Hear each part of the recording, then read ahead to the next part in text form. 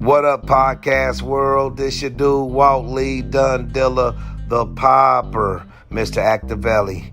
Pull up on me, 1809 Vine, 8600 Ward Parkway, or yes, I'm KC.com. KC is my home. Most scratched in the rest, where your bag at? Posted in the store, moving t-shirts and dad hats. Buy 3, get 1 free, you can have that. Niggas get panicked, quintiles being lab rats. At Lifted KC, we aim to reduce the stigma associated with mental health by promoting awareness of mental illness, its symptoms, and providing resources for those in need. We believe that through trust, relationships, understanding, service, and teamwork, transformation is possible. Support the Men Heal movement by donating to the Cash App handle LiftedKC.org. For more information about our organization, visit www.liftedkc.org. Lifted KC, transforming lives through hope and healing.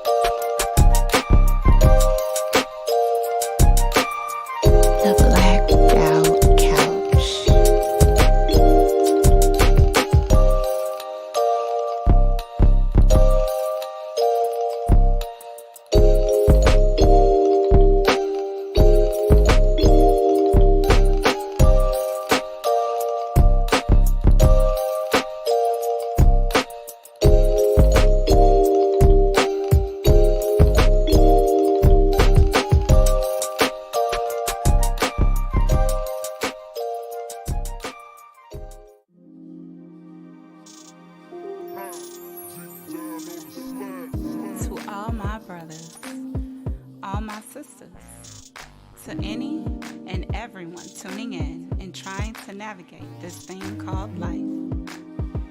Whether you've been following this healing movement from the jump, or you're brand new to the family and tapping in for the first time, welcome. You are absolutely welcome. This is the Blacked Out Couch Podcast. But we like to think of this as more of a safe space for decompressing instead of your typical pod. The purpose of this show is to encourage and promote mental health awareness in our communities. For decades, the mere idea of addressing trauma and healing has always been taboo in the Black culture. We are hoping to change that narrative, one day at a time, one conversation at a time. Now, keep in mind, although we do believe wholeheartedly that the keys to an intentional healing journey include support groups such as these, as well as a variety of other ways to cope, in no way, shape, or form is this show intended to be a replacement or substitute for professional treatment of your mental health needs. We want to encourage, uplift, and provide our audience with tools and resources that have helped some of us maneuver in our day-to-day routines. While some of our panelists do have experience and specialize in the mental health industry, we are all everyday people trying to get by, just like you. So always remember, no matter what you may be going through, you are not alone. It's going to take plenty of courage to see this thing through. But I have faith in us, ladies and gentlemen. Again, welcome everyone. I hope we heal.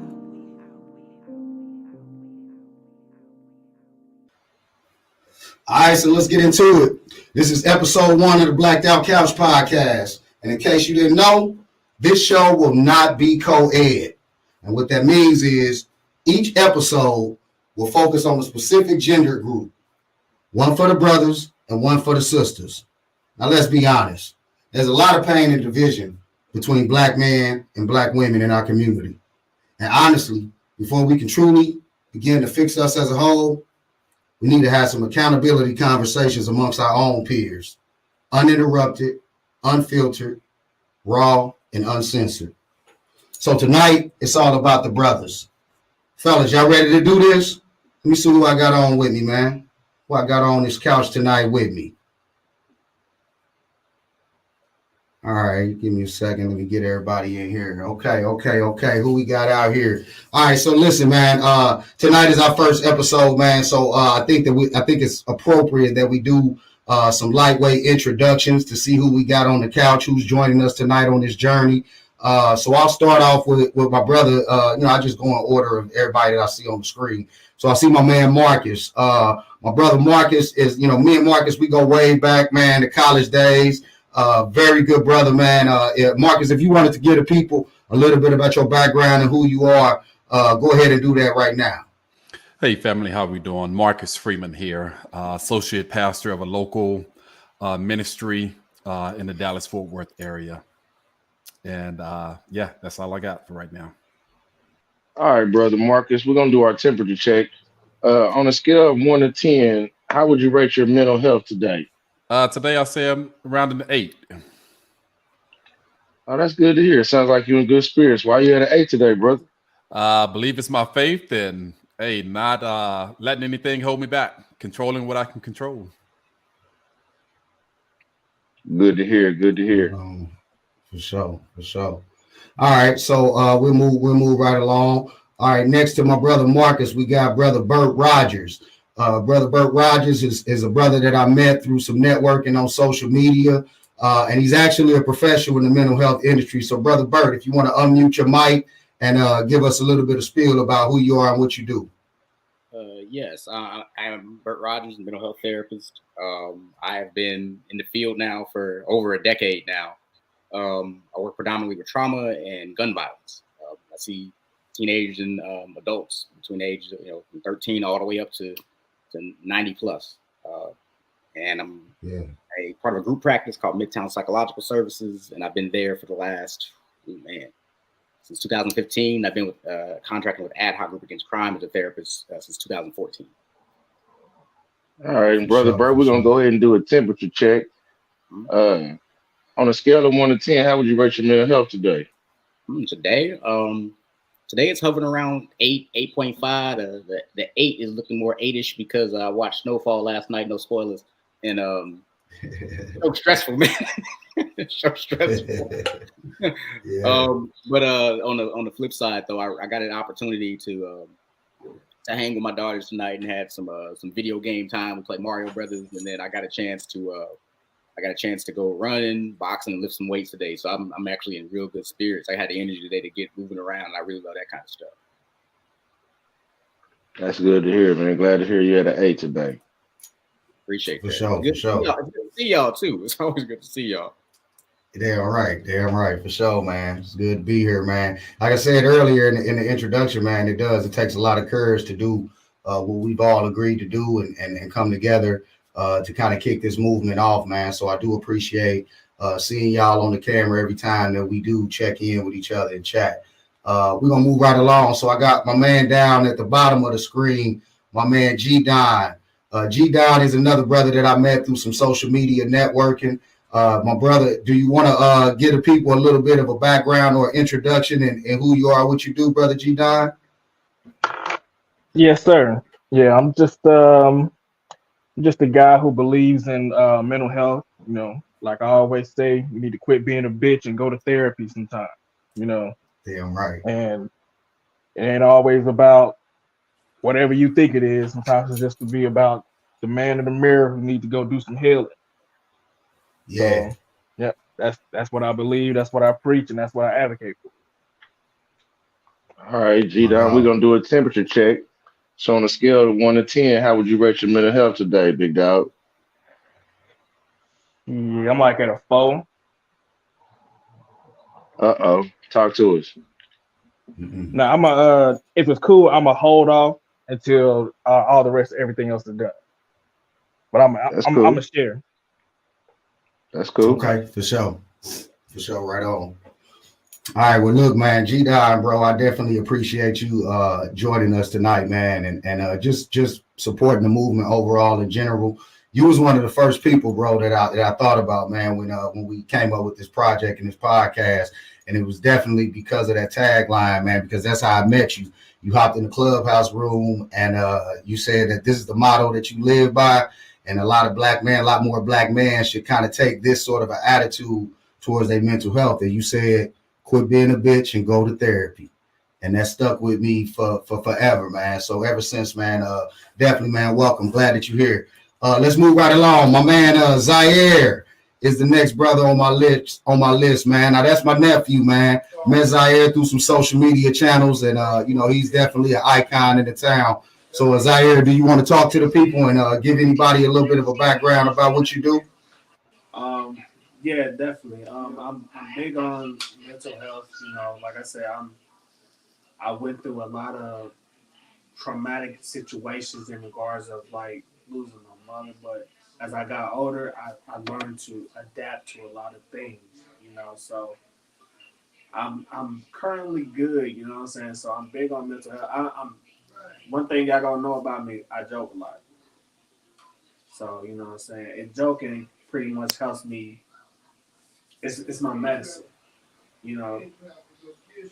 So it's definitely my medicine, and I'm honored that my aunt, you know what I'm saying, asked me to get on here. So it's out of respect. It was a privilege that he got me on board. So I appreciate opening up and sharing my stories with you fellas. That's what's up. That's what's up. So let's do a temperature check on you, Zaire. On a scale of 1 to 10, how would you rate your mental health today?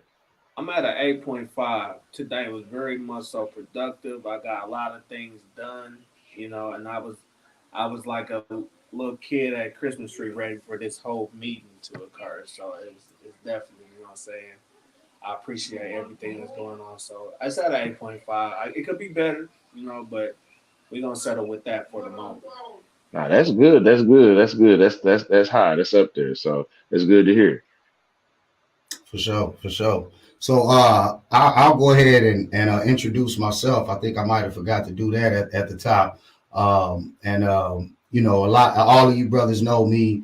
A lot of our audience might not know me as the name I'm going to introduce myself as tonight. But a lot of folks know me as Holly Rod. But with this project, I'm taking the mask off. So Holly Rod is not going to be joining us for any of these sessions. I will be going by my government name, which is Rodney Lee. A lot of brothers call me Rod. So, I'm a co-owner in Angela Marie Publishing, which, thankfully and as a blessing, with all of the many blessings that we get, man, we came up with this project, the Blacked Out Couch podcast, as a company. And, I started reaching out to some of my brothers in the community to kick this thing off. So, I'm a writer and an author first. But I'm also co-owner in the publishing company, and this is one of the different brands that we have up under the umbrella. So I'm real happy to be here, man. I'm real excited about getting this project off the ground. Brother Robert, we definitely need to do a temperature check on you. So on a scale of 1 to 10, where would you rate your mental health at today? Oh man. Today, man, I think I'm probably at about a 7.5. I know I need to explain why. So on the high end, my spirits are really high because it's been a very productive day. I had a very productive week overall, just in preparation for this project as well as other projects. So work, a lot of times it keeping you busy keeps your spirits a little bit up because your adrenaline is going. On the lower end, like my brother Bert said, last night's episode of Snowfall stressed me out. Now, by the time this episode airs, we will be done with the series. We'll have the last episode aired and done by the time this airs. But at the time of this recording, that episode did kind of stress me out a little bit. And just overall in general, man, just, the day-to-day things that, I deal with and process emotionally and mentally is always going to keep a balance. So even when my spirits are up through the roof, there's always going to be something that kind of keeps me balanced and grounded just thinking about life and the journey and some of the things that's always constantly on my plate. So with that being said, we'll now turn the floor over to my man Game Type Mike, who has done a wonderful, fantastic job tonight on the temperature check. Game Type, did you want to tell the people about who you are and what you do? Sure. I mean, if you don't know, I'm Game Type Mike, CEO of Four Ways Entertainment. Been in the business in the rap game here in the KC area for a long time now. So I was asked by Brother Rod to join this project, just for some mental awareness and personally, I have a lot to share when it comes to mental awareness because as you will learn through this podcast, I've been through a lot. I've been through a lot of traumatic experiences and things that have affected my mental health over time. So this is a good space for me to join in at and be a part of. So glad to be here. For sure, man. For sure, man. I definitely, man, appreciate you tapping in with us, man. Me and you, we go way back by a little bit over a decade, man. And you always been like a big brother to me, man. You always been like family. So definitely had you in mind for this project as well. So let's get into it then, man. We did the introductions. We've done the temperature check. This first episode, and again, the way that this podcast is designed, we'll do, a panel of men. The women have their own panel. We don't have anything to do with that panel. I'm not even sure who's on the panel for the women, because, the energy behind this project is we want to keep our conversations as separate as they need to be until they don't need to be separate anymore. So tonight's podcast is going to be for the man, episode 1. And the title of tonight's show is Why Don't Men Show Emotion? So let's just kind of kick it off, man, and get into that conversation and to that discussion. First and foremost, I'll be the first one to say it, man. And the whole question, behind the title, Why Don't Men Show Emotion, is really just a bunch of bull. It's a bunch of bullshit, right? Am I right or wrong, fellas? Because we do, in fact, show a lot of emotion. I think that we all can agree, the brothers here in this room, I think that we all can agree that society, does a good job of suppressing Black boys emotionally and mentally at a very young age, right? So, we do grow up in society, in our day-to-day routine. We do kind of get used to not expressing, not displaying emotion, not wearing our feelings on our shoulder. But the fact of the matter is we do show a lot of emotions in a lot of different spaces in our own ways. So I want to kick the question off, since I do think that we all agree that Black boys are suppressed at an early age. I'll kick the question off, and anybody that has an opinion or answers on this, just jump right in. So the first question will be, when does that disconnect usually start for young Black males in our community?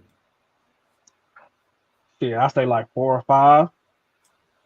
Might even be a little bit younger. Start off with the man ups and the usual stuff like that. But particularly for us, because we tend to be from an impoverished community, or you might have, somebody in the family who's living on that other side of the track life. It's like, oh, you gotta, because you're already seeing so much at a young age, you almost have to, the people who are rearing you and raising you, they kind of have to instill that in you just so they can maintain everything else around them. I've healed and developed and worked out my relationship with my parents, but growing up, I had a situation where I had a father who was an addict. Now, he wasn't a walking the streets addict, he was a functioning addict, but he was still an addict, and it came with all the addict tendencies. So thinking about my mom and her dealing with from what she went through as a child, and both of them just trying to figure out life, and just loving each other, loving God, but still trying to figure it out. And then juggling 2 kids and work. and all the other complexities of life. Sometimes it's just like be a man, little boy. Even though this is a child, a baby, it's like be a man, hold that in until this or that, or until the moment passes, and then we can keep it pushing. But sometimes when you don't have a plan for the future, you don't realize how when you stifle somebody or stifle a child, how that could affect them long term because you're just trying to make it through the day. Now, you get some grace on that, but that don't mean it ain't fucked up. Yeah, for sure. For sure. Anybody else? Brother G Don, he threw it out there, man. He said it starts as early as at age 5. Would anybody agree or disagree with that? I actually do agree.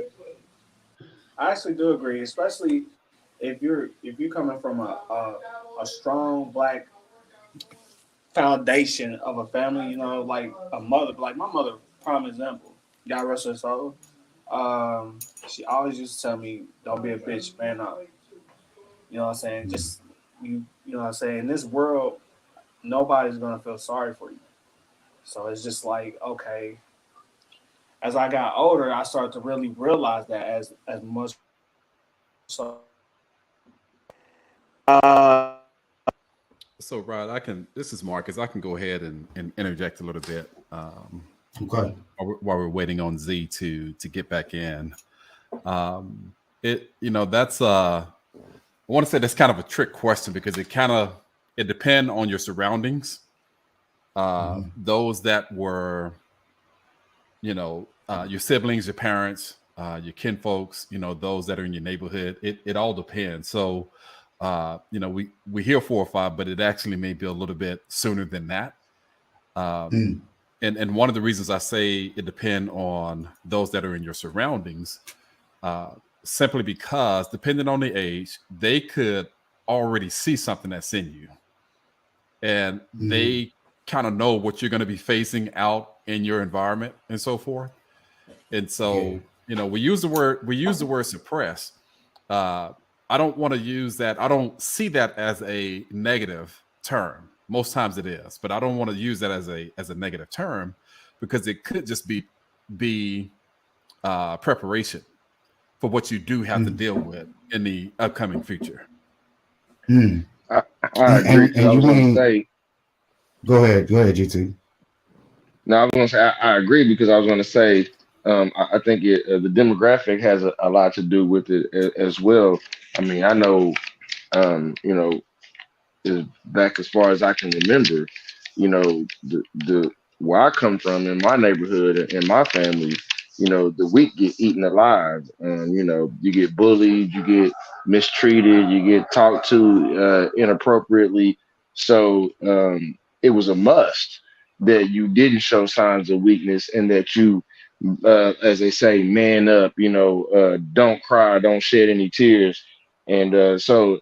Like I say, back as far as I can remember at a very young age, it starts. And I think, I can speak that for most of us, that came up in those rough demographics of where we come from, and some of the demographics not as rough, they didn't have to go through some of those circumstances. Maybe that's not instilled as much as it was in us. I mean, yeah. Now, It starts Bert, younger. if you wanted to chime in, go ahead, bro. Yeah, it starts younger. It starts with the what's modeled. It starts with what kind of traumas your folks came in with too as well, and then you get socialized to not having emotions or which ones you don't show because we have them. We just don't have. We don't get reinforced in terms of how they're shown. So I mean, I'm with you guys. I'm born to a rough neighborhood. Had some addiction on both sides of the family, and it was very much out in the open. So when it comes down to how, what we were raised to show, I mean, we weren't raised to show oh, well, I'm having a rough day. I'm gonna be sad about that. It wasn't discussed that way. So these emotions weren't necessarily allowed. And then when you go out into the collective, you're seen as oh, if you wasn't pissed off about this, you didn't show up this way, that means you're soft. And I think a lot of times we get conditioned into like not showing those, not only by our environment, but also by our peers too, as well. So, I mean, like in terms of like why we don't show emotion, and I think there's a point to what Marcus is talking about too. The idea of like, I'm preparing you for a world that won't allow you to be soft. It won't allow you to actually feel those emotions. I mean, when's the last time you sat with your guys? I mean, I am because I'm a therapist, but when's the last time you sat with your guys and said, "How you doing, fella?" "Well, I just feel sad and I can't really figure it out." Like, I hope we get a chance to do that, but it's not necessarily reinforced. You know, and I think that placing spaces like this allows us to have, you know, more times where we can actually sit down and take that armor off and just say, "Hey, I'm feeling kind of shitty today, and this is why, or this is how." And I think that like that conditioning that we get, that are survival tactics. I would argue trauma survival tactics. We not only come into an environment that is. You talk about anybody who grew up in the 30s, the 50s, you know, any hood here in Kansas City. You gotta have armor to survive that, and you better be ready to fight. Yeah. So with that, you don't get the opportunity to take that armor off and not actually feel the softness of like, yeah, this is fucked up.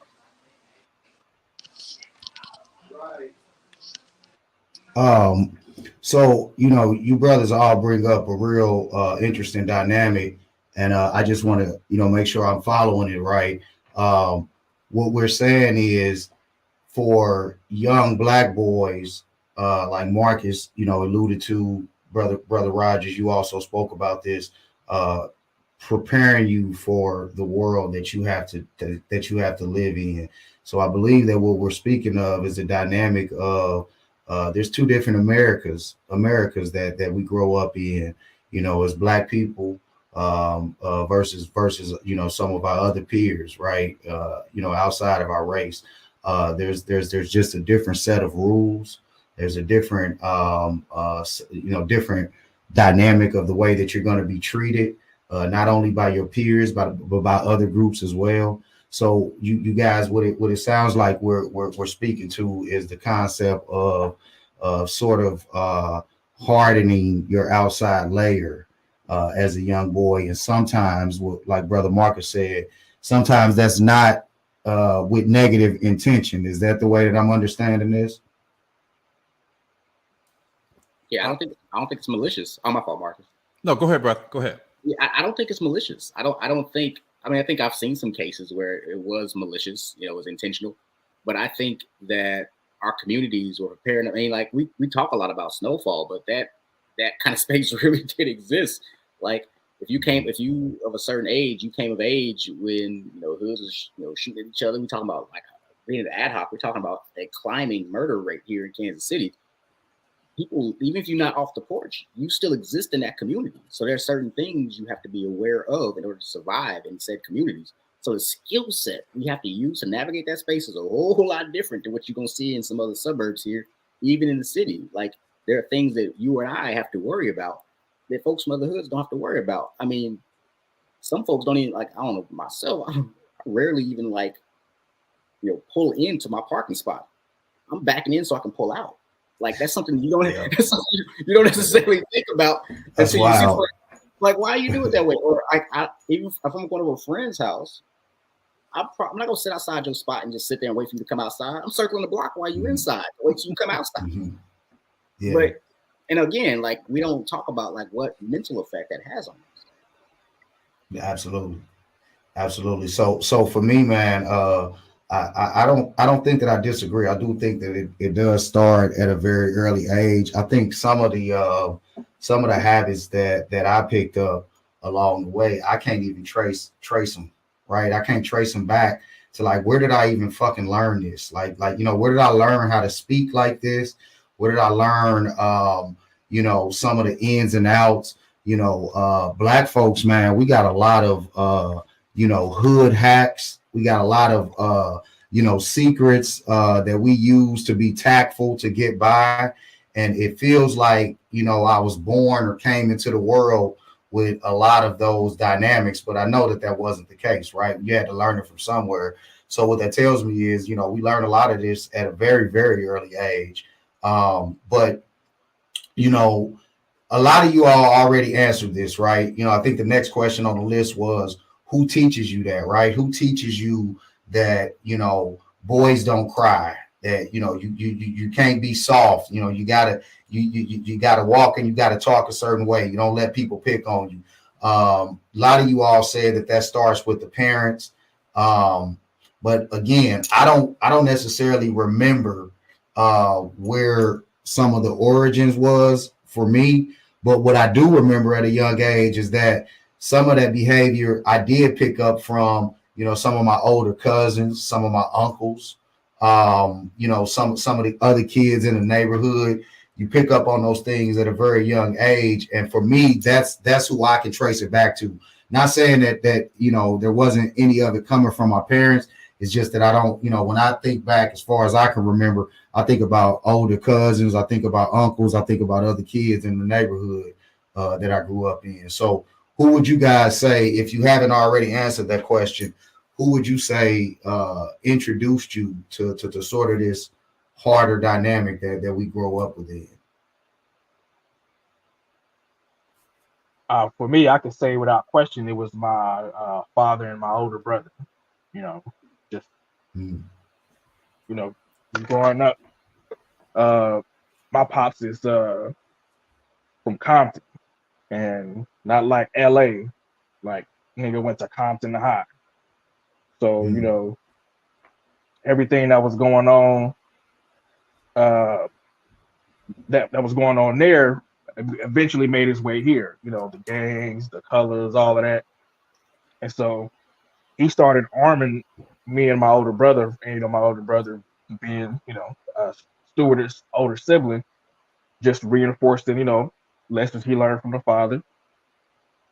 And yeah, I could say it definitely came from them, and it was more so as a way of self-preservation. It wasn't as a way of I can say wholeheartedly there was no malicious intent behind it, or any type of there might have been some selfishness here and there, as far as like, hey, contain yourself, because if you go crazy, you're gonna be the straw to break the camel back. Yeah, things like that happen, but that's kind of par for the course. Essentially, it was done as a way of self-preservation. Look out for this type of nigga, look out for that type of nigga, watch out for a nigga that do this. If a nigga do that, hey, watch that nigga, don't be around him, And or a situation like this happens, stay in your square, stay calm, stay cool. You can't control everything, control yourself. But in the midst of that, it wasn't process what you're feeling, which is what the message should have been delivered. It was don't feel nothing. So in an attempt to teach me not to overreact, I was taught to not react instead of react properly. So yeah. Man, I just thought of another question, man. I mean, and that's probably gonna be the case, man. So forgive me if I jump off track. But just going back to what you guys said, you guys are saying that you don't believe that there was malicious intent, and that it wasn't necessarily negative. It was more so for preparation. I don't know that I necessarily agree with that from my aspect, as far back as where I can remember. I do believe that some of the teachings, some of the things that were embedded in me at a very young age as a young boy were with malicious and negative intent. When I think about my peers, I think about some of the other kids in school and some of the other guys in the neighborhoods that me and some of my family members stayed in.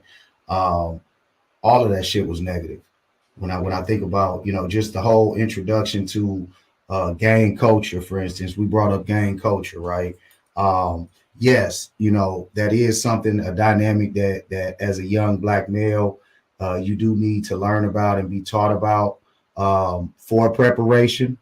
So if you're getting that sort of knowledge or game handed down from your parents with good intention, for instance, that may come off differently than when you're exposed or introduced to it outside of your parents' supervision, right? When you're on the school bus, or when you're in the classroom, or in the hallways, or in the neighborhood at school, it was just a different type of energy in terms of being introduced to it, because a lot of it is not friendly teaching.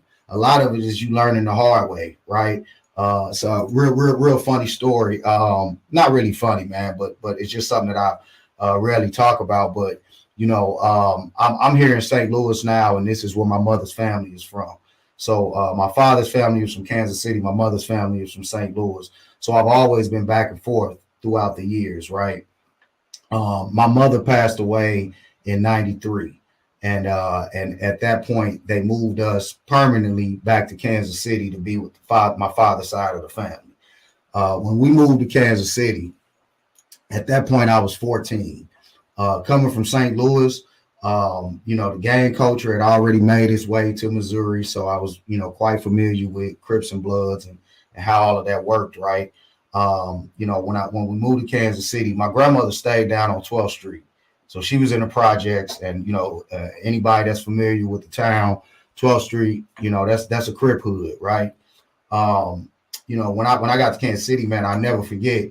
My grandmother and my father, they had just bought me these sandals because it was the summer. So it was these Reebok sandals that were all black, but the lettering and the logo was red, right? So I put on the sandals, and I go outside to just hang out. I'm in the projects. Now I'm new to Kansas City at this point. I've always been back and forth, but as far as the gang culture, I don't know which hood is what. I'm familiar with it because I'm 14 at this point, so I don't know that I'm walking out with this red on my shoes into a Crip hood, right? Nobody approached me and said anything friendly. Nobody was trying to teach me or prepare me. They approached me with aggression, and it was a confrontation, So when I think about those sort of dynamics, even though you do learn those lessons, and sometimes it doesn't always resort to violence or negative behavior, but the energy in itself, I wouldn't say that it wasn't without any sort of malicious intent. Or if I had to say anything, my takeaway is it's a lot of shit that we shouldn't be exposed to at such an early age. And as we get to talking, man, that's what I go back to. I go back to some of those interactions where it didn't feel like it was just friendly preparation. Does that make sense? Am I making sense with that? You want me to speak, Brother Rogers? I got something for that. No, I got something for that because you're right. You're right because like some stuff ain't coming in friendly. Like it's not gonna be a scenario where somebody pulls you gently to the side and say, "Hey, you might want to take off your Royals gear. You in the 30s now." Yeah. Like you take all that off. Like no one's gonna approach you calmly and coolly and collectively at that time and like have that kind of conversation with you. And I guess in that situation, man, what nuance I see is like I think from a rearing standpoint, I think about like my older cousins who took one look at me at 6, 7 years old, was like, keep your ass in the house. And they were all off the porch and perform. And I see it now. I see it as love, man. Like that really kept me out the way of some shit that I really could have got into when I was younger that really kept me safe. I think of one story, you're talking about sharing a story. I remember at one point I came downstairs. My sister was somewhere in high school. And she had came home, and I was coming downstairs. I had on like an all red, just from the shoes all the way up, in some Chiefs gear. And she had a blue dress on, and I said, "What's up with all that blue?" Cuz she was like, she literally grabbed me. My sister grabbed me, was like, "Get your ass over here and sit down. What the hell are you talking about? Don't you ever say something?" Like, I think about that story a lot, man. I mean, I'm like, so sometimes like, being snatched by the collar by somebody who says, "Hey, you don't have no clue what the hell you're talking about." Like whoever's in your ear right now. And she knew of stories that like my older cousins had got into. Some guys just time behind some work they put in back when I was a little guy, and I think about that kind of stuff and talking about being held in community. Sometimes like the community is a little rough with folks who don't know no better coming from out of town. And I think that is held with malicious intent. But I also think about the other end, man, where I think some folks who raised us, honestly, truthfully, didn't fucking know better. Like, I sometimes think about when we think about like the more I learn about mental health, the more I learn about trauma, the more I am able to give some measure of grace of like, even with me, being the age I am with all the mental health treatment, not only I've helped folks with, but also received myself. Man, like if I would have tried to parent from that place before I got treatment, it'd been a different ballgame. And if there was no treatment nearby, we're talking 30, 40 years ago, there wasn't the same treatment they have now that's accessible if they had then. And we can talk more about that when we get to the resourcing space. But like, the resources that are available now are a little bit different than they were when I was coming up. So I mean, I hope and the energy is different now. I think that our attitude is changing a little bit. The fact that we're having this conversation tonight says a lot about it. Nah, straight up. Because mental health and I was just gonna say this real quick. Mental health always been around. You know what I'm saying? When your auntie or your grandma would be like, "You're making my nerves bad," or "Let me take my nerve pill." She talking about anxiety, but they didn't want to come out and say it. Yeah, it's a lot. We went through a lot of transitions, I think, as a community, and even like you said, Brother Rogers, the fact that us Black men, we all been adults for a little while now, right? We would have never imagined this, 10 or 20 years ago. We would have never imagined even having the willingness, right? Even being willing to do something like this and talk about healing and trauma. So I do think there has been a lot of transition, like you said, Brother Rogers, in the resources and the attitudes. Brother Marcus, did you I know we kind of cut you off. Did you want to jump in and reply? I wanted to give everybody their time. I wanted to give everyone their time. So the question was who taught you this here? And so to kind of frame this, I'm the youngest out of 7 kids. So in the area that I grew up in, it was rough. Started drinking at 13, started carrying a pistol at 14. Started trying to commit suicide. Failed, of course. I'm here with you now, but several times failing at trying to commit suicide. Who taught me that? Some things are just embedded in your DNA. Some things come from your generations before you that you may. And so my whole point in saying this, and who taught you, some things are demonstrated, some things are just on the inside of you. And until you start having these conversations, the next generation won't know what they have to deal with. This is one of the reasons that they ask for history, medical history from your families, so you can kind of know some of the things you have to fight with. In my father, single parent home, and so my grandfathers and some of the other men, they used to put their hands on their wives or women, and so. Fortunately, that wasn't demonstrated to me. So I can't carry that on, but it let me know what I had to fight against. So in a marriage, successful marriage for 22 years, never stepped out, never even thought about putting a hand on her. Why? Because I know what I have to fight against. And so from your family history is what you mean. Family history. Yeah. There's just some things, and had I not learned that from some of my other siblings, how would I wouldn't know. And so even though it was a harsh thing, for me, I look at it as prep. And so it's a matter of how you see things. Now, I can be negative as all outdoors, but I choose to be positive. I choose to have a sense of just being happy, and not that everything in my life is happy, not that everything is going well, because it may not be. But I cannot put my hope in tangible things. Even in the sense of what my kids may do, what my children may do, etc., because it's more than self-preservation. It's about generational preservation. So going back to who taught you this. Now, my son, let me back up for a little bit. You never seen a dog having a cat as a baby. You never seen a horse having a cow as a baby. Horses produce horses. Cows produce cows, cats produce cats. So real men will produce real men. My son, my children are being raised as leaders. Why? That's what that is. And so my son, he expresses his emotions. We hug, we love on each other as young men and as a father and son. But we know that there are certain times that I cannot show my emotions out in the public. Why? You're a leader. So when and how do you cry? You cry when you're in the shower, Doc. You cry when you're in the shower. Now, outside of funerals and all of these other things. Now, that's just me. Why do I believe in that? Because as a leader, you have influence. Hey, you got people that are watching and following you. And you don't want your leader to always be spilling out their emotions out in front of everyone, because your card is going to get pulled on that. Does that kind of make sense?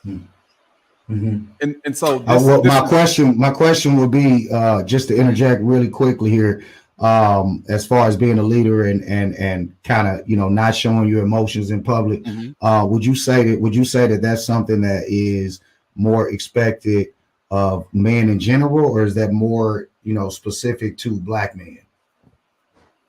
I want to step out and say men in general. Okay. I want to say men in general, because we all have some sort of leadership off inside of us. We have it. Now, do we know how to utilize it? Nope. Even as a father, we can have babies, but having babies, being married, all of these things, it's funny that you got to have a license to know how to drive. You got to have a license to be able to carry. Well, used to have a license to be able to carry a weapon. You don't have to have a license to have kids. That's right. You don't. But there should be something there to be able to teach on those things. But I don't know how many people would take it.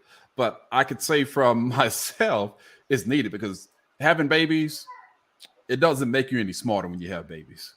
If I was a fool before having kids, I'm going to be a fool after I have kids, if not even more of a fool. Okay.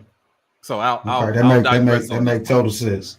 That make total sense. I've joked about that in certain spaces where, like you said, you need a license for all these other things, but you can bring another human into the world without any sort of preparation for that. And I think that also speaks to some of the things that we've been talking about just in general. When we talk about, like, who teaches you that, Brother Rogers talked about the concept of, the older that we get, we've given grace to some of those that did raise us, because they may not have had it all figured out. Like you said, the resources weren't there. And, the opportunity for these sorts of spaces weren't there, especially for Black men, traditionally, like, especially when I think about some of my older uncles, my grandfather. My grandfather was my grandfather right now, man, God rest his soul. If he was to walk into this room right now, he would scream as loud as he could at the top of his lungs, ask me, what the fuck am I doing? What are y'all on here doing? Talking about your feelings and your emotions and all that. He was one of those real traditional, don't ever show no emotions. So, I do remember a lot of sort of that real belligerence, right? A lot of you brothers have known me and for a lot of years, man, and I've kind of had that reputation of being loud and belligerent. A lot of that I got from my grandfather, because he was a real fucking hard edge, right? But he came from that generation of Black men that under no circumstances are you to display your feelings and your emotions, right? Out in public or in front of folks. And so, it's a give and take, man. I think, man, like, but I have learned to give grace, because I do think that we've become a little bit more mentally aware throughout the generations, and we definitely are more emotionally intelligent, which is a term that I like to use. We are definitely more emotionally intelligent than those that raised us. So I think that it's a choice for any of us. Everybody's parental situation was different. But for me and mine, I have shown a lot of grace, even though I still do acknowledge where a lot of my trauma and a lot of, my toxic ways stem from. I've shown them grace. So that's just me personally. I don't know if that works for everybody else.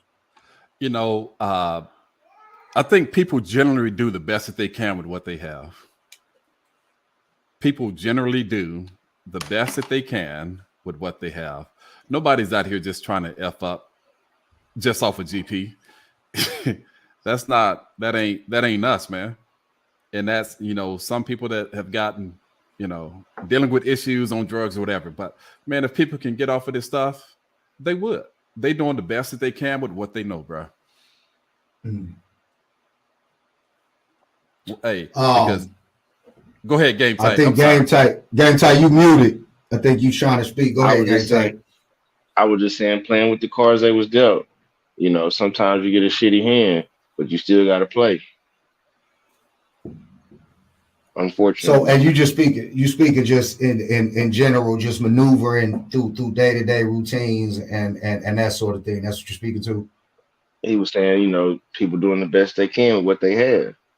And I'm saying, I'm agreeing, saying, you know, just playing the cards you was dealt, you know, and sometimes you get a real shitty hand, but you still got to play. Doing the best you can with what you got. Hey, and we still showing up. We still winning with the hands we was dealt with. That's why I'm so positive. Rod, you was talking about that, just that creativeness, and I'm sorry, but I got excited because you still find a way to win. You know what I'm saying? Yeah. That's where like that courage and that come from. I don't care what situation you put a brother in, man. If it's off in him, he's gonna find a way to win, bro. He's gonna find a way to link up and be able to be productive with what he has. Brother, I want you ever to apologize for being excited. Ever. No, for real. I swear, we don't get enough opportunities to have joy, man. So if I see one of my brothers excited about something, I'm all for it and all behind it. We don't get that opportunity. You know, and that brings me to the next question, man. The next question is, what are some of the things that we do tend to keep to ourselves as black men, right? And Brother Rogers, you led me right into it, man. One of those things is joy and excitement, right? Yeah. For me, man, me personally, man, those that know me, my closest loved ones, those that get to see me day to day, outside of social media and those spaces, right? I am the biggest fucking kid that you probably know.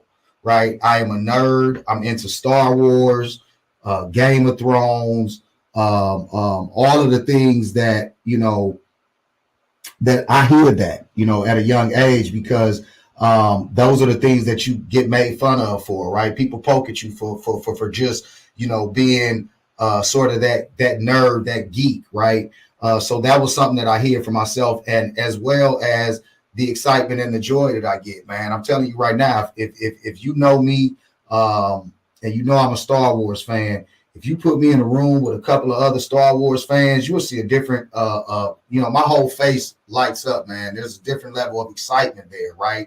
But I have to watch who I'm doing that around, right? Because I'm just so used to it. That's one of the things that I do think, for me, myself personally, I keep to myself, is sort of that giddy, nerdy, kiddie side to me, that's really truly authentic who I am on the inside. But that's one of the things for me to answer the question. So I'll turn the question back to you guys, and you can answer it personally, or we can just talk about black men in general. Well, what are some of the things that we tend to keep from ourselves, or to keep to ourselves as black men? I think it's mostly our emotions. Okay, elaborate on that, Z. Basically, when someone shows their emotions, that shows basically a lack of masculinity. And to certain people, from what you come from, let's say, let me think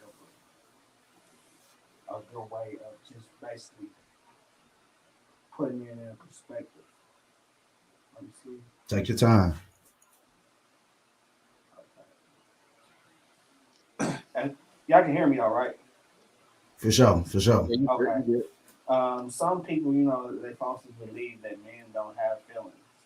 So that they'll experience feelings to the same degree as women. We all experience a wide array of emotions, and it's important when we talk about them. Men are less likely to talk open about their feelings, first because they're encouraged by society to tune into their sensitivity. So at times, men tend to brush it off when they experience difficult feelings because they don't see an immediate solution. So it's like every time when you express your emotions about a certain thing, it's like, oh, you're not supposed to do that. You that's lack of masculinity right now at that point. So this is something that I've witnessed as I got older and whatnot. Just basically, my mother was she it was tough love basically coming from her. So she was like, man up. Can't complain about anything. You have to be prepared for anything, for every outcome that comes your way. And in multiple obstacles standing in our way of opening up, they have to acknowledge a problem and admit it and find a new solution for it. So I'm pretty much, as I get older, I'm getting better at more so opening up to a lot of things, just because by you doing that, you never know who else you can help out. You know what I'm saying?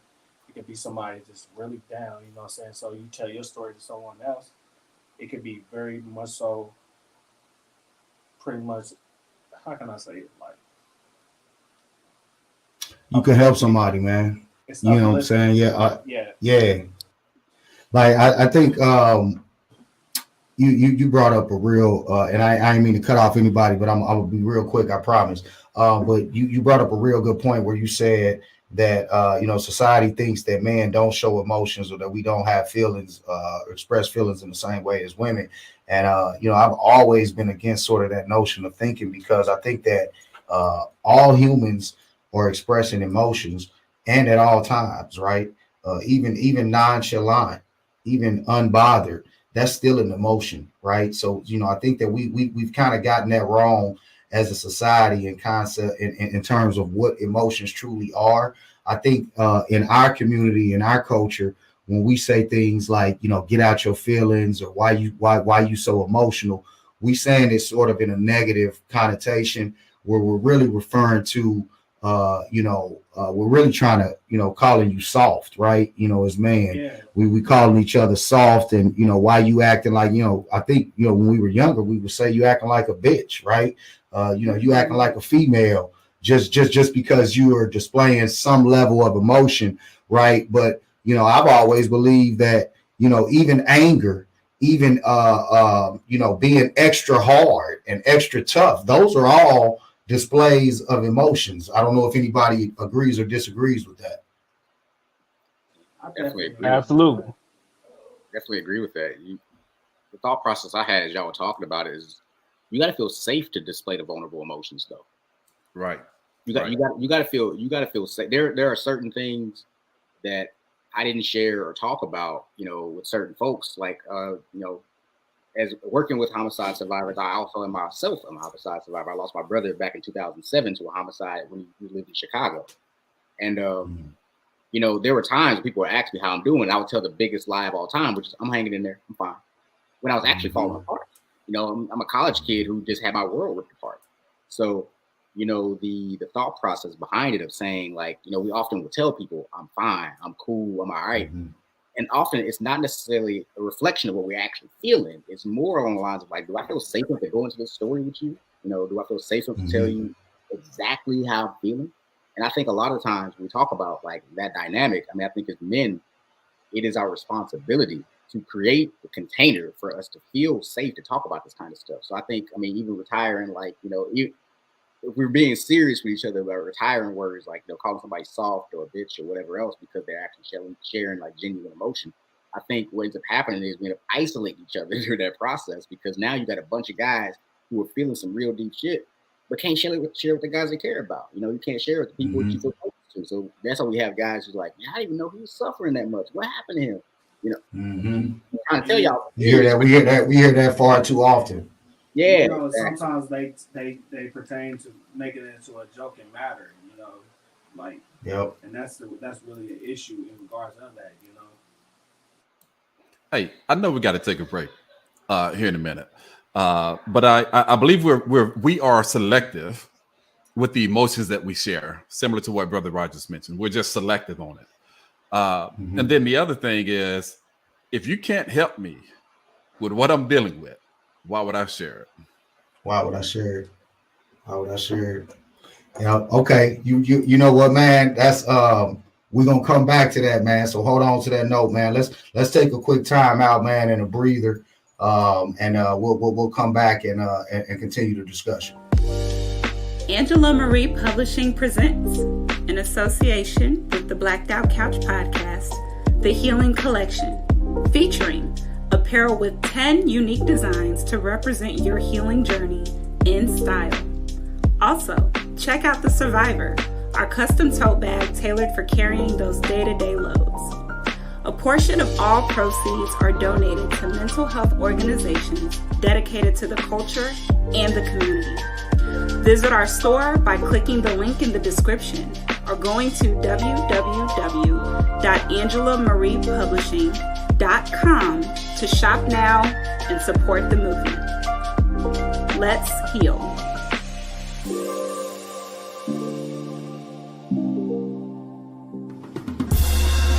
What's good? This is Jazz from 64111 Studio. Make sure you holler at me for all your mixing, mastering, and recording needs. For booking, please visit www.64111studio.com.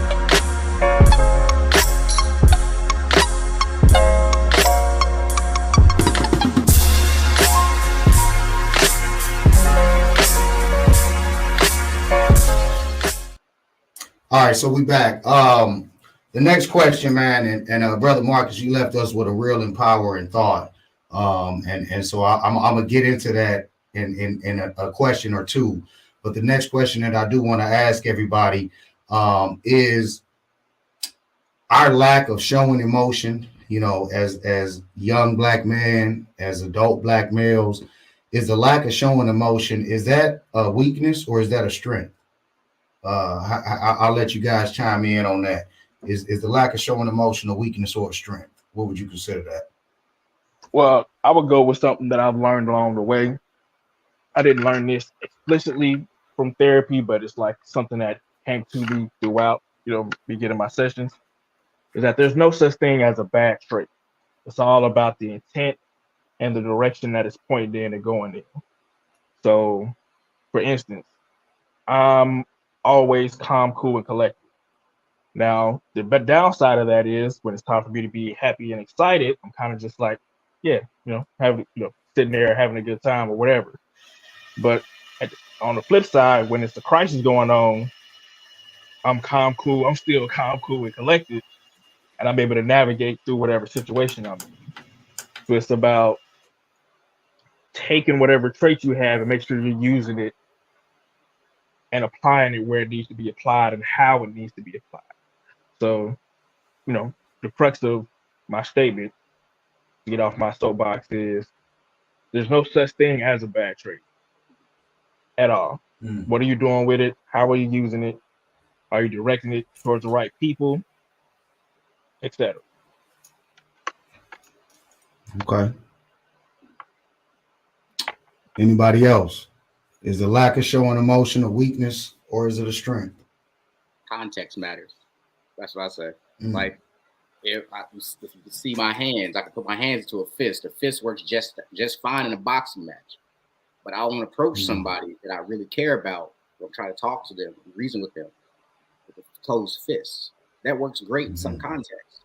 So if I'm in a situation where I'm dealing, say, man, in private practice, I haven't had this experience, but like in a long time. But if I'm working with an agency and I'm sitting on a case and I have really big reaction to something, if I'm not in a space amongst my people, I may not be safe enough to show that. I might be out my job in that situation.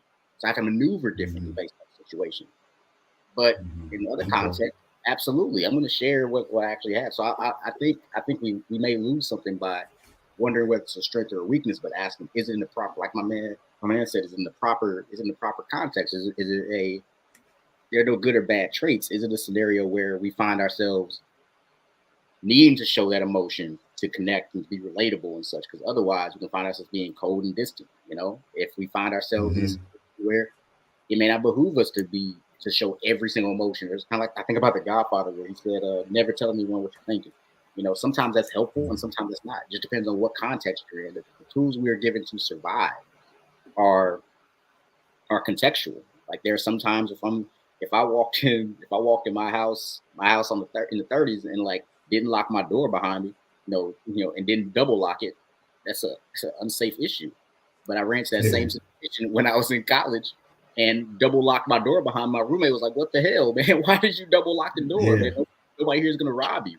And I was like, Yeah. oh shit, like my man got a point. You had to remember where you're at. Yeah. Where you are. Like, so showing emotion, not showing emotion, it really does depend in that situation. Like if I walk down my street at night, like I'm not gonna show like, oh, I'm scared. I'm scared. Like if you see me walking down my street that I grew up on, like, oh, that's a robbery. That's an immediate robbery. But that's so it is contextual. Context is king. Context matters. Mm-hmm. And I think that's one of the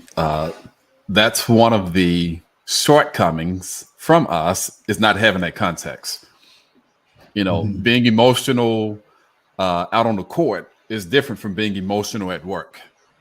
I'm in a position where I have a little influence with bringing people on the customer service realm, and we're not able to handhold, you know, team members as they go through. So specifically, I look for people that will not panic if things are not going according to plan, but can you adapt? And so, brothers, you mentioned, I love that, what you mentioned about context. Context matters. Yes, context matters. Yes. And that brings me to the next question. This is a good question. I thought that was asked, and it's probably a rhetorical question. But the question is, what dictates how you receive my emotion? I think it's more of a question to society, right? You know, you may be viewing, you know, my display of a particular emotion as a weakness or a strength from your point of view. But what dictates who the hell are you to dictate how my emotion is received? Can we define society? Can we redefine society? Because is it truly society, or is it our family members? Is it those that are within our surroundings that we deal with on a regular basis? Because those in Missouri, hey, my emotions may not matter. I'm in Texas right now, but it does matter to my family that I'm with. You know, does that make sense? So can we redefine? Can we redefine, or can we be definitive? Or maybe we can put society into layers, right? There are those that are loved ones that, you know, that are in our circle, and they're part of our society, you know, our societal routine, right? Okay. And then there are those that are strangers. There are those that, you know, are looking from the outside. So there are those that are, you know, you're in the club, and then there's on the outside looking in. But I think that both of those are just different layers to society, right? For me, when I hear that question, you know, what dictates how you receive my emotion? I'm asking that question to anybody that ain't me, right? So I'd ask that question to, you know, my best friend and brother, just like I'd ask that question to a stranger. And you know what? As a matter of fact, I've asked that question. Now, it doesn't sound as eloquent as I've put it, you know, tonight. But ultimately, I have asked that question, you know, because, you know, you may be in a situation with a close friend of yours, and, you know, he's saying, you know, bro, why you upset, or, you know, or why you tripping? And I'll say, motherfucker, I ain't tripping. I'm not upset. And that's really the same question. Who the hell are you to tell me how the hell I feel on the inside? Right? So, you know, it's one of those things where, like you said, context does matter. But, you know, I think that we'll do better as a society and as people, man, if we get to the point of mutual respect, right? You know, I can receive or interpret the way that you were coming at me in one way, but if you look me in my eye, especially man to man, and you say, hey, look, man, that's not the energy that I got, you know, you may have misinterpreted or misunderstood that, but that's not where I'm coming from. I think that we got to reach, for us to be better, I think as men, we need to reach a level of mutual respect and understanding, and not thinking that we are all these experts on analyzing each other, right? There's a such thing as misinterpreting the way that somebody is feeling. Oh yeah, behavior. Like behavior is just that, behavior. Like there are many different reasons or interpretation you can make. Even as a clinician, I can look at someone and say, okay, well, this behavior is showing up here. So let's say, for example, if I'm talking to somebody and they start looking down like this. Now, could that be a shame reaction? Well, hell yeah, it could be. They're now looking at the top of their shoes rather than making eye contact with me. But that may not be what's going on. So my question in general for that person, or even in general, is going to be, from my experience, be like, what type of time are you on? Like, what does that behavior mean? Like, what does that behavior mean to you? And because I want to make sure I'm not misreading, and I want to leave that person space to explain themselves, because as Black men, we don't get an opportunity to explain ourselves. We just have to answer. We just have to show up. And I think that kind of like snapping into a situation ends up leading us to like be a bit defensive in certain situations, where you say, "Oh, bro didn't look at me when he said this. He must be on some snake shit, something like that," or he did X, Y, and Z, so it must mean that. And I think a lot of times, like, if we were to slow the situation down and say, "Hey, I see this. What did that mean?" Because I'm unclear. So I in some situations I may very well say, like, you know what, I might be misreading the situation. Help me understand what that means, because otherwise, because our brains are really, really great at inventing like the sensations and everything else that comes up, the air we take in, the tension we feel, that happens within 0.3 seconds. Those are autonomic responses. But the story right afterward comes right after it. So that we call them automatic negative thoughts. But that narrative gets written really, really quickly. And if it's based in trauma, it gets written in stone. Now it's changing. Because we're sometimes we're triggered. We jump to the wrong conclusion. We make the wrong assumption. And you never really know with the next person why they are behaving in a certain way. Our brain, with all due respect, can be assholes sometimes. It will grab the worst narrative, like the worst possible conclusion. And the flip side to it is meant to keep us physically safe. I tell people that alarm bell in your brain that determines whether something's threatening or not keeps scoring 1 and 0. And it only does things like dude from The Hangover. It says, "But did you die? Oh, you didn't die? Okay, we're going to do that again then." So what ends up happening is it takes the worst possible scenario and says, well, this person didn't smile when they saw me. They must not like me. This person, is talking with an elevated voice. It must mean they're pissed off at me and they're going to come at me this kind of way. So our brain does the quickest thing necessary to keep us alive. It says, hey, prep the fight or flight, prep the shutdown response, prep all that kind of stuff to keep this organism safe. But it's actually, our brain is running basically Windows 95, like Windows 95 hardware in a software that's like Mac from 2023. Like our dealings with the world are complex social interactions, and our brain only knows, yo, I gotta keep this person safe. That's my only job. So the emotions that come up sometimes can be, as we say in therapy, sometimes do those emotions fit the facts of that situation? Your emotions are always going to be valid in the sense that like you're experiencing them, but the narrative, right, may not be true. It may, I like sometimes therapy is teaching folks to call bullshit on their own narratives and bullshit on what is actually coming up for them at that particular moment. And it doesn't mean that you are dead ass wrong. It just means like you reacted. I got kind of wonky sometimes, and it told me a story. I don't think that's necessarily true, and I think that's why it's just as important for us as men to take some of this armor off, because as we take this armor off, we can rely on other guys to actually fact check us and say, "Hey, bro, I think Buddy over here." Like, I'm gonna use Rod. I'm gonna use an example. If I walk to a space, I'm like, "Man, bro, Rod didn't read the same energy as last time." What's up with Rod? Bro, Rod, cool as hell with you, man. Like, he ain't got no beef with you. Like, oh shit, I was tripping. Right. It's like I said when I was talking about just the assumptions. We jump to conclusions and assumptions.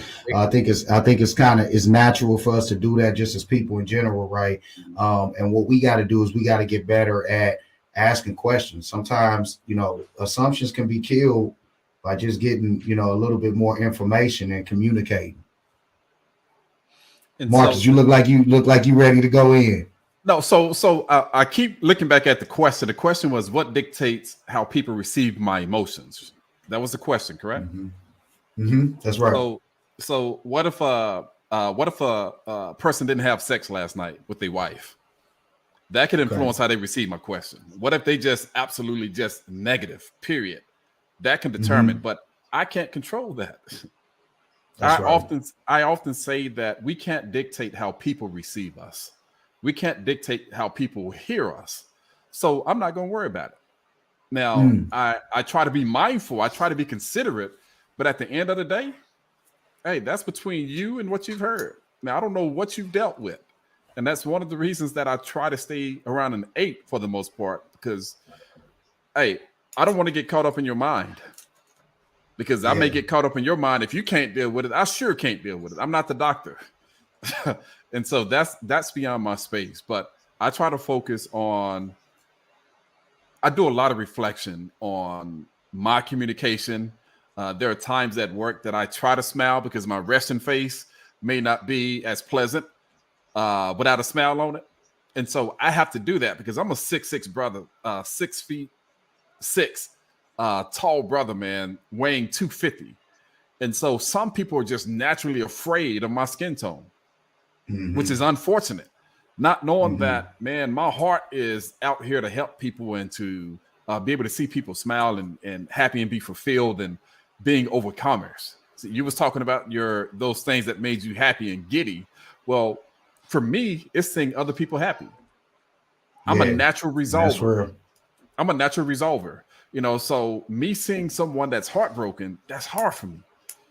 Me seeing somebody allowing roadblocks that they are afraid to attack, that hurts me. But what can I do about that? And you can have the best, but you can't dictate how people receive you. Unfortunately, but you know, I want to go back and say this is society for us. What they put on television, the things that they have selected to show. That's society. That's society. Because if you got to know us individually, then you would know, man, they all right. Not everybody's bad. You know, everybody got something they dealing with. Everybody, we ain't perfect, but it's okay. Not as bad as they told the story. You know what I'm saying?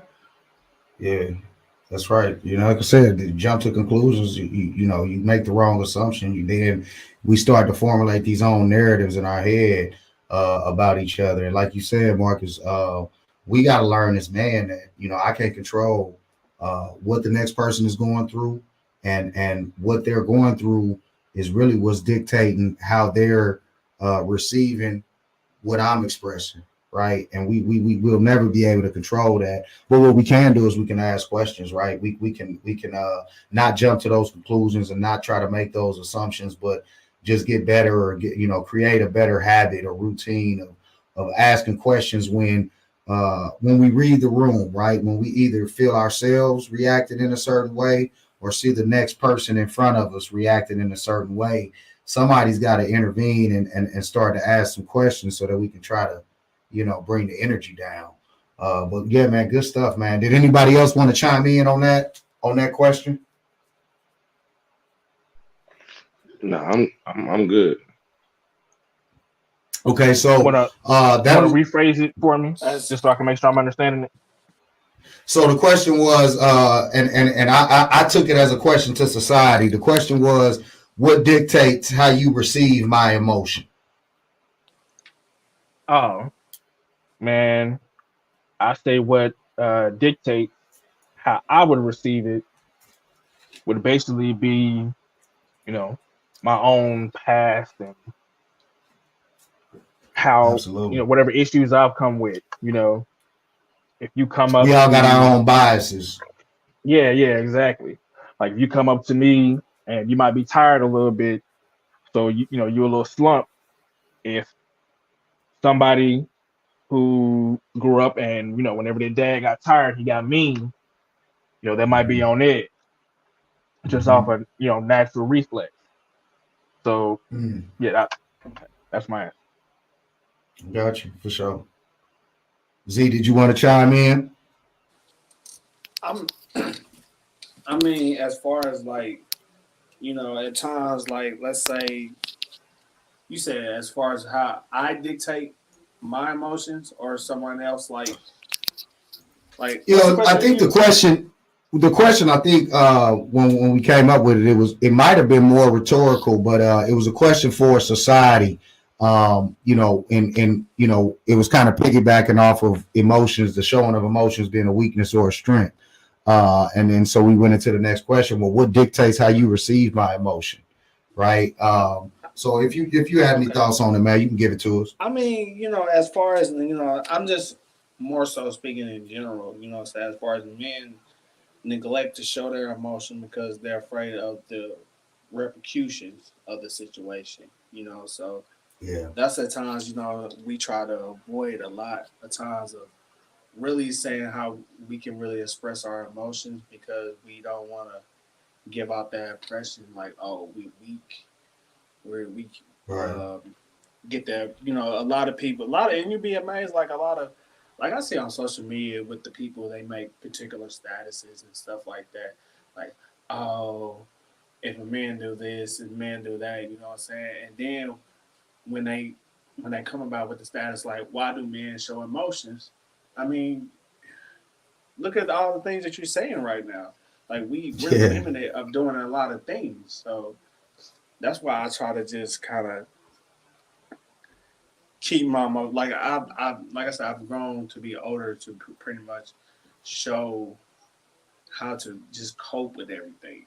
So in regards to that, I have pretty much a lot of methods to just like carry my emotions till I find that right individual I can pretty much vent to. So yeah, and that'll bring me to my next question. Oh, does somebody else want to chime in?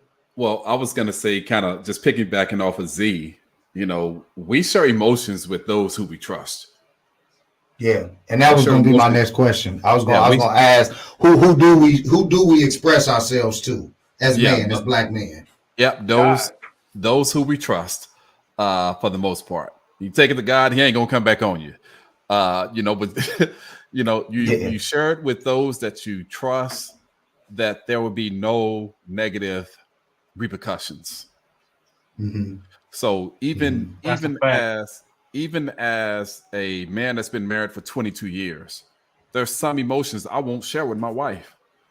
There's some things that you keep to yourself until you're in a space, because we're trying to steady grow and develop. There's some things I just may not share with her, and that's nothing against my wife.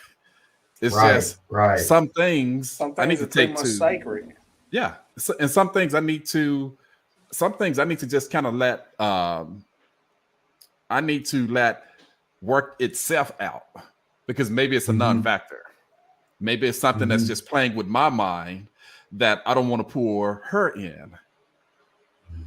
See, we have to be mindful of who's asking the question and the reason that they're asking the question. Because if we believe that question is the response to that question is going to be used negatively against us, why would we share that?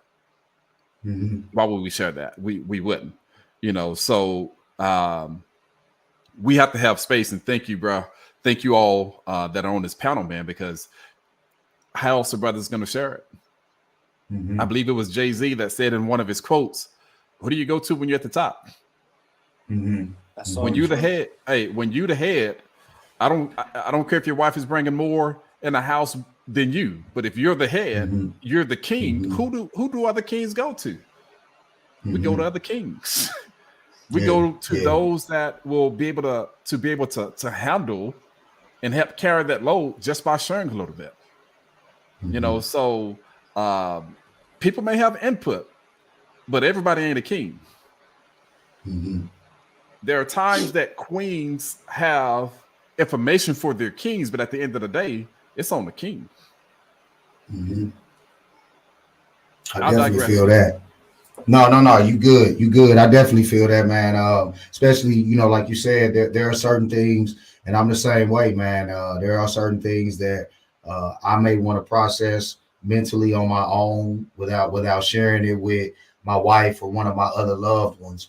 And I think that sometimes, man, that does, that can create some negativity while you're trying to avoid negativity, because people sometimes take it personally that you're not sharing particularly something that you might be going through, right?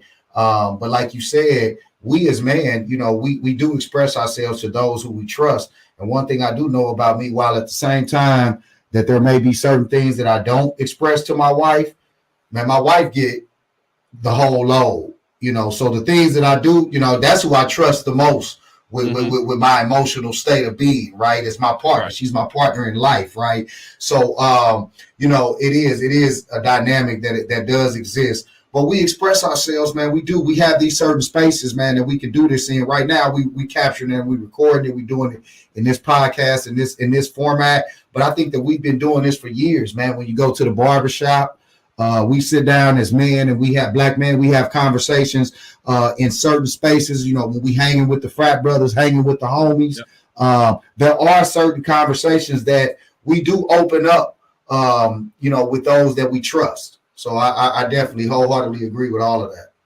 And go ahead, Z. And just with me, like I said, like I'm not gonna throw her name out there, but there's one particular woman that I can pretty much vent to because we can relate to the same issue. Like we both lost our mother and stuff. So in regards to that, that's the person I call my PIC, I say my partner in crime. So it's just, if I'm feeling down, it's just like, okay, let me go. I'm about to reach out to her, and it's mutually understanding. So I never can have that feeling to where if I express my way to her, it's not gonna get to nobody else because she does the same with me because it's pretty much the situation is more so relatable. So yeah, and like I say, it's just basically, what I'm saying, like I'm pretty much getting more so open minded to reaching out to people with my stories to pretty much help them out in regards of showing emotion because that's something that I used to lack as I pretty much got into my adulthood. Just sharing, you mean sharing your emotions with people in general? Say what? I said you went like you said this is something that you're getting better at. You meant like just opening up and sharing in general. It's a growth, Yeah. So I'm pretty much like I said, it's more so a crease feeling for me to be able to be able to reach out to particular people with my stories because I want to see people to get better. I want to get better. I want to see other people to get better. So yeah. Pose a question about who you reach out to. My loved ones, and I would say as a therapist, I have my own therapist. I would say if you go in to see a therapist, that's one of the first questions people ask. What do you should ask a therapist? Do they have a therapist? Have they worked through their stuff? Because if they haven't, then it takes. There's a certain vulnerability that comes to sitting on the other side on that couch, and I'm happy with it. So I would say like if you're like Maggie Don said, like, hey, stop being a bitch, you go to therapy. Like it is I swear put that on the shirt, bro. Like it is necessary. You wanna have a space to have a space in general, like whether it be your friends, your boys, the barbershop, therapist office, all those kind of spaces. Because I think all those can work together. Whether it be passive, where you have a place where that armor goes down, you have a place where you can be known. I think a lot of times we talk about this armor and being tough and being hard. We don't allow ourselves to be known as fully human. One of the things I say to folks in the midst of their grief, because I've sat with folks in the midst of some of their worst days where they've lost someone to homicide, where the balloon release with the candlelight vigil, and normally Damon, the director of ad hoc, will send me to the young brothers that are over there off to the side. And typically they're always a group of young brothers off to the side, not talking to nobody, not saying nothing to nobody at all. And when I go over there and talk to them, they say, well, I can't deal with this, bro. We're going to do X, Y, and Z. We're going to do this. We're going to get the guys who did this, whatever else. And they say, I can't, and a lot of them say the same thing. I can't even cry. Or they say, I ain't supposed to cry. And I asked them, sometimes if they happen to be in a faith, I'll ask them, hey, they say, well, yeah, of course I believe in God. Well, I was like, okay. And I'll be rhetorical sometimes in that short moment and say, hey, John 11:35, you familiar with 11:35? You familiar with it? They're like, nah. Shortest verse in the Bible, Jesus wept. Now think about it. Think about that. You're talking about like this idea that someone who had all power that also weeps. He literally was going to raise Lazarus from dead moments after that verse stated, and yet he still wept. We can allow ourselves to be human and see scary shit on a regular basis. If any of y'all live in the same hoods, like you see a lot of scary shit. You go Yeah. through a lot of shit. Is having a space. You can cultivate a space where you actually like, as a man, can you cultivate a space where it's actually okay for you to fall apart? Because we do a lot of like being hard trying to keep it together, and that's understandable. Yeah, given certain context, absolutely, you're going to keep it together.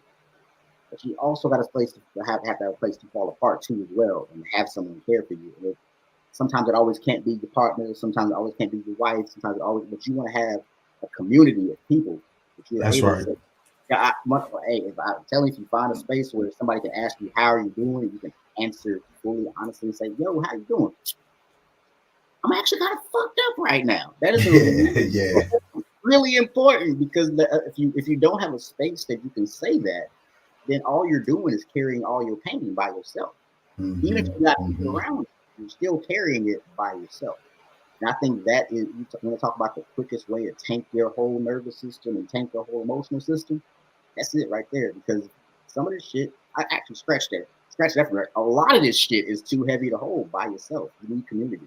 Like, I think when it comes down to a lot of the guys who find themselves in situations where they're isolated, you can grab a whole grab bag of like all mental health diagnoses, and they'll say these get worse if you're isolated.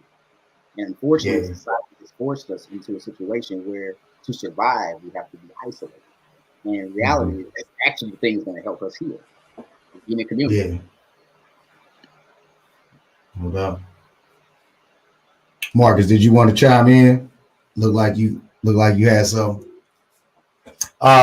Quit trying to pull me off in that, man. I'm just agreeing with Brother Rogers. Okay. All right. Yeah, my bad. Hey, we're not put in this world to survive on our own. We're just not. We need somebody else there for that. And unfortunately, the world has gotten some people to a point where they can't trust anyone. But what that does, it helps to diminish us even that much further. Once you've been hurt once, no one wants to be hurt again. And so, therefore, I believe men begin to hold things in. And, they'll share it when it's the right time. But yeah, you can't do this thing on your own. You just can't. That definitely, I definitely agree with that wholeheartedly, man. And that kind of takes me into the last question that I'll ask. And it's not even really a question. I think we've already answered the question. The question was, what can we do now to reconnect and open up? And I think that we've already kind of answered that. Like brother Roger said, and I believe this, man, 1,000%. It takes a community, a combination of different sources that you have, so your circle is important, right? The people that that have access to you, as I like to put it, the people that you give access to your life, that close circle, man, has to be supportive, has to be somebody that, like Marcus said earlier, I'm not going to tell you how I'm actually doing if you can't help me with my situation. Right. So you got to surround yourself. In my opinion, you need to surround yourself with folks that are somebody that you can lean on, and that there's a level of mutual support there. And those people, they can look different. It can be your mental health therapist from a professional standpoint, your family and your loved ones. Me and Game Type, man, we part of a gaming community, right? So my gaming homies, whether they realize it or not, you contribute a lot to my mental health and well-being, right? I think that the people that you have access to, there needs to be a combination of folks that you have, where if you need to go to these dark spaces, take the armor, take the mask off, you got some folks that you can call and do that with. So I do think that it takes a community, and we got to be encouraging, right? Just as Black men, because not all of us have come to this mental state of believing in the concept of mental health and us just being supportive of each other, man. Like, there was a point in time, I know as a teenager, where, if I heard a brother tell another brother that, hey man, I love you, man, I would look at that in a certain way. But now that I'm older, I feel like, man, we don't tell each other that enough. So, you know, whenever it do So cross my mind, I want to I'll tell my brothers, man, hey, bro, I love you, bro. You know, so it's go ahead. I ain't gonna get on the soapbox. So I think y'all feel where I'm going. Because it's funny. I used to feel this way because the people that I grow up with, you know what I'm saying, when you say I love, like, oh, this nigga gay, you know what I'm saying? So yeah, now that we're more so mature, it's like it's a habit. It's like, hey, man, I just want to just randomly tell y'all, you know what I'm saying, I love y'all, and and then the energy comes back, bro. I love you too, because you know what I'm saying. Like I'm in a group chat with the dudes, because I'm from the 30s. I'm gonna just throw that out there. So it's like a group chat with particular cats that I grew up with. So, and I'm like, hey, I just want to randomly tell y'all I love y'all. You know what I'm saying? And I have a habit of asking, how's your mental? And, you know, we express that, you know what I'm saying? Like, we're from, you know, a lot of traumatic events that happened literally on my block. Like, I had a best friend that got shot, and now he's, like, paralyzed for life in a wheelchair. But he's so optimistic now. So, and then, you know, I got another best friend, you know what I'm saying? You know him, you know, Renaud. You know what I'm saying? He's an actor. We encourage everybody. So it's just randomly, and then they don't take it the wrong way. Like, hey, I just want to tell y'all I'm proud of y'all and I love y'all. Yeah. And We don't tell each other that enough, man. It's like we've been afraid, man. We've been conditioned. Like we talked about at the beginning of the show, we've been suppressed. You know, to a point where, you know, there was just certain ways we just didn't express ourselves to each other, man. But the older we get, man, I think that's our responsibility, man. We got a lot of weight on our shoulders, man. Just us taking the steps that we taking with this project. But man, we got to encourage that, man. And so it is very important for you to keep a tribe, right? You know, you got to feel the vibe of your tribe, right? And you got to keep the right people around you so that you can continue to grow. Because I do think that's the other thing that I think that healing is a daily journey. I think that every day your body has to rest, recharge, and heal. And, you know, your brain, your heart, all of your body has to do that, right? So I think that we have to wake up and start all over again. And as we grow, as we get deeper off into our healing journeys, maybe some things won't trigger us as worse off as they did at a certain point in time, but those things are still there and they can't trigger you. So you do got to rest, recharge, and heal, and know when it's time to, you know, take a break.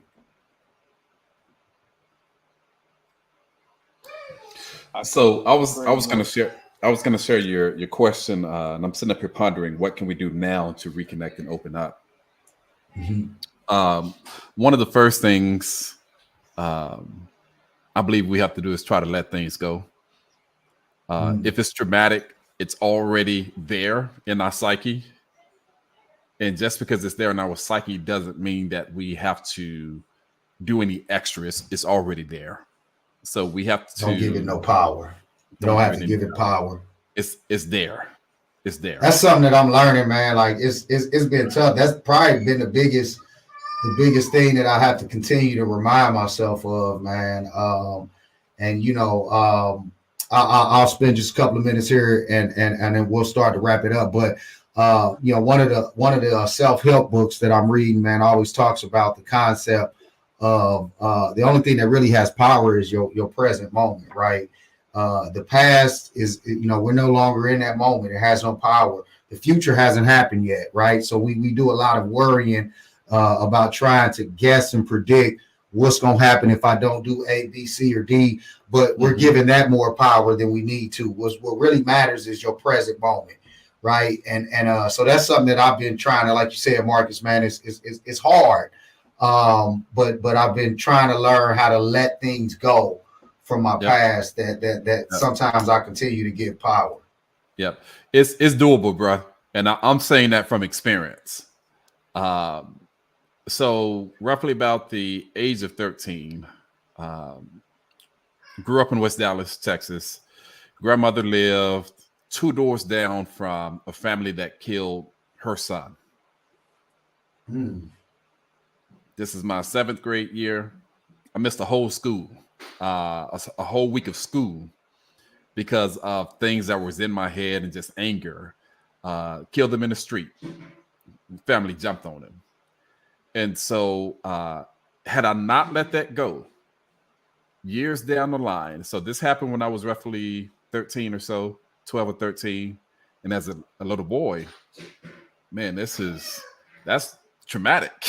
It's traumatic. You know, I rode through West Dallas now. I can show you where the blood was in the street. And so this stuff continues to run through your mind. So a few years later, well, not a few years later, when I started working in the local school district, the family members that lived down the street from my grandmother was now going to a school that I worked at. I could not have I would not have been Marcus Freeman had I held that over their head. And they probably didn't even know who I was had they not gone and asked some of their older relatives or whatever.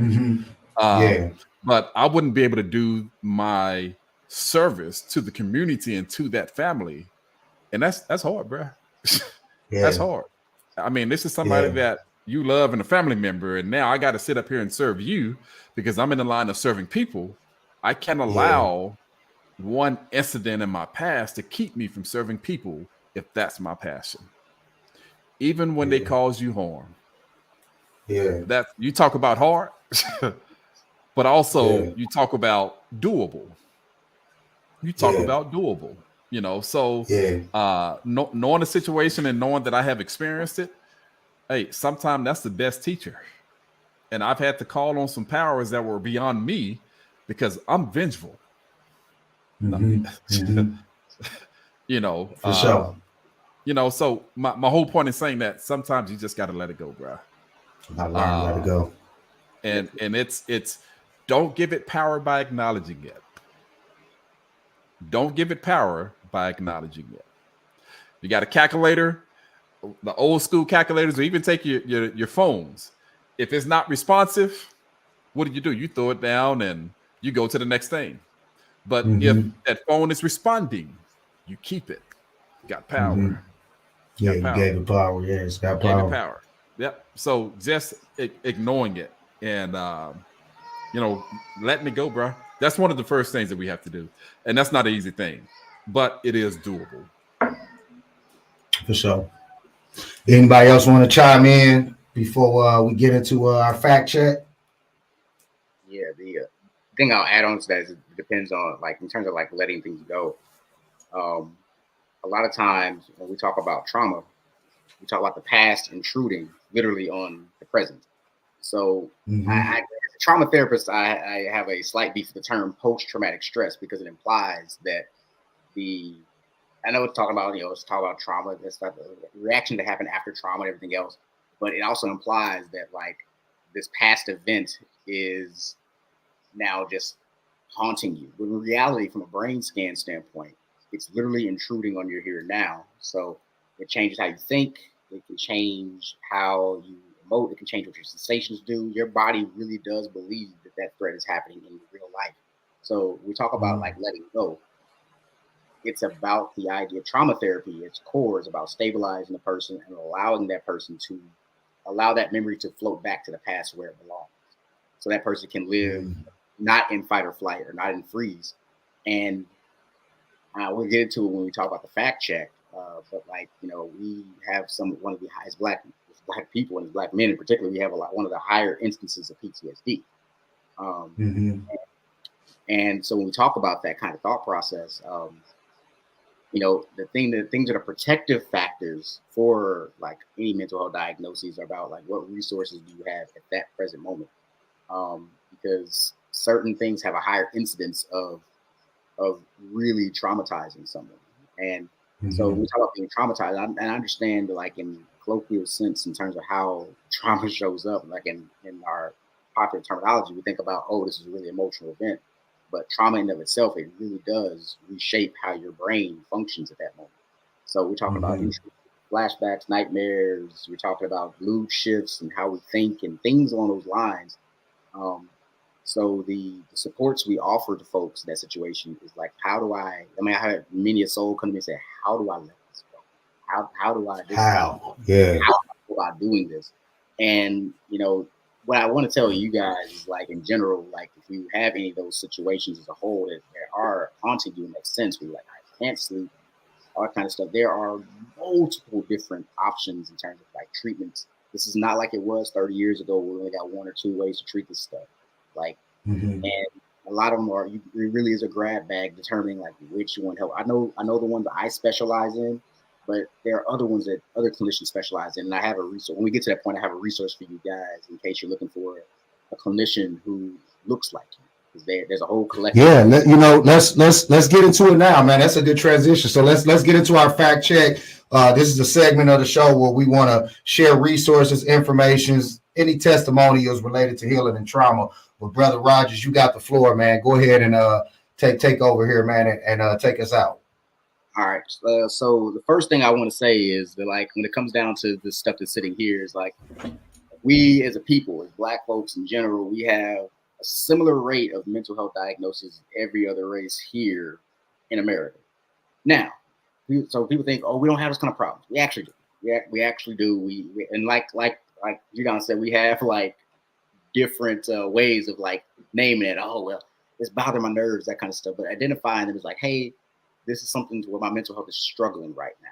It doesn't mean you did anything wrong or anything bad. It just means that like you're struggling right now. The same way if I'm getting up and I got a cough or I got a cold or something like that. Same thing with our mental health. Sometimes you're like, oh, I'm not feeling well. Now, the variable to this is once you dip below the poverty line in terms of like your mental health, that's an additional stressor upon your own mental health. And we actually end up suffering more mental health concerns because of that. I stand to this and I will die on this hill that trauma, poverty in of itself is a trauma. We're in a violent neighborhood. Even if you have nothing else traumatic going on in your household, just existing in an environment can be traumatic in that situation where you're like, okay, I have to go outside and think about whether I'm going to get shot today. And I know for me, like my man Zaire said, he's from the 30s. I had the same discussion with myself even as a kid when I'm walking to the basketball court over off Central. I'm like, if somebody go to their trunk, that means we got to start running. If somebody take two counts at a hard foul, we got to go somewhere. So we have a similar instance of mental health in our community, but the issue is that between the ages of 18 and 44, only 26% of Black men, Hispanic men also, like for Black men who say they experience daily feelings of anxiety and depression, only 26% of them say they sought mental health services. Now. Why the hell is that? Now, I'm going to give some context to this article that from the APA does not give its context. I definitely will. Number one, finding a provider who looks like you is damn important. Like finding a provider who understands your background is so damn important. And I'm not saying you can't. I mean, my therapist does not look like me. But having a space where you feel like I can be understood is a really big part of it for a lot of folks. So when we do seek help, often we find ourselves wanting to find a provider of our same race. Now, there's not too many brothers in the field, like in terms of like. Yeah, I was gonna say there's a fair amount of us here in KC, but there's not as many of us as I would like them to be. I want my referral list for Black male therapists to be a lot longer than it actually is. So with that, a few years ago, I think it's like right toward the beginning of the pandemic, a couple of social workers, Meg and Brittany and a couple of others got together and they decided to compile a database called the Color Collective, colorcollectivekc.org. Is a collective of therapists who we all sat down and decided to list our info on this website because we found that it was really hard to find a database of just Black and brown clinicians. And for some folks, just trying to find a provider. If someone gets referred to me, they call me, they email me, and I'm like, oh shoot, I don't have space available. I got a dream team of therapists I can refer you to right away. Yeah. And the reason I like to have that available, I never want somebody to get off the phone with me and say, oh, my bad, I'm full. Best of luck to you. I want to give you a number to call immediately. So what they run that back by us. What's the website where we can get that information? colorcollectivekc.org. Okay. So and that's for the Kansas City area, right? Or have you guys expanded outside of that local area with the database? Well, here's the fun part about this. Saying is like, for a lot of folks who are, and you can find out where they're licensed, but for some clinicians, they're licensed in Kansas, and some folks are licensed in Missouri, and some folks are licensed in different states. And I'm a virtual only therapist at this time frame. So for some folks, I've seen folks who are as far east as St. Louis and up in Springfield and things like that too as well, because they're like, hey, you're the only brother I can find who specializes in trauma and also has openings, So that's dope. So I say if you find I've worked with folks who coming off their lunch break and they just step in their car and take a phone call, or I've seen folks, you can do it virtual now. You can do things virtually now, man. So if you find that you are cool with the online aspect and you're somewhere in Missouri or somewhere in Kansas, check the website. You can check and see if someone's licensed in your state in Kansas or licensed in Missouri, and they can do the intake. They can send you the paperwork and everything else. And you can find out, okay, am I looking for, a person between this age and this age? Am I looking for a person who understands these dynamics? And for me, I like to give away stuff for free in that sense. Like if somebody says, hey, I want to see Bert, if you're the right clinician for me, I don't mind getting on the phone and having a 15-minute consult with folks and saying, hey, I might be the fit for you. I might not be. There are certain areas I specialize in and certain areas I don't. So they're colorcollectivekc.org. They also have a Facebook page, I believe. And I would say, if you're wondering about how to find a good therapist for you, come into it like an interview. Like, hey, what do you specialize in? Who do you work with? Are you familiar with the dynamics in this? And if you're dealing with like we all are, if we're dealing with not only the issues behind living in a city that can be violent, but also dealing with like police brutality and things like that, bring those questions directly to your therapist. Are you familiar with the dynamics? Ask if they have experience. Ask if they have experience in that area. That is okay. Any clinician worth their salt needs to be able to answer that question. Like, am I familiar with that area? Can I treat that? And on top of that, am I doing my own work? I'd say the first question out of your face when you see your clinician is like, have you seen a clinician? Do you know what this feels like? That's right. Yeah. Because if they don't, man, and this is my in my humble opinion, if a clinician has not seen themselves a clinician, then they don't know what it feels like to actually be cracked open on the couch and on the other side. That's right. On the other side of that, man. And it's really, really, really important. So that's right. That's the stats I got for y'all. Like, we do suffer just like anyone else does, mental health wise. It doesn't mean we're failing. It doesn't mean you lack faith. It doesn't mean that you're not trusting your creator enough. It just means like anything else, man. Just like I can catch a cold outside if somebody's coughing and such. The same way, sometimes based on my family history. Like for my family history, for instance, two things run in my family: depression and alcoholism. It's the reason why I don't drink, and it's the reason why I take care of my mental health, because I don't want to have a scenario where I get sideswiped by my own family's legacy. So it's really important to have those kind of conversations. And I would say for anyone in the city who's experienced a homicide at any point, and unfortunately for us, that's a lot of us, ad hoc offers services for free. So if you experience a homicide at any point in your lifetime, that's the first question I ask in my personal intake in my practice. I say, hey, you come to me and saying, hey, I can't afford therapy, bro. I don't know what to do. You can go through ad hoc. You go through ad hoc. They will see you for $3.99 and they will see you for. Oh wow, okay. Yeah, you don't nothing. And you get the same services. People who are trained in trauma, people who are trained in all these different areas.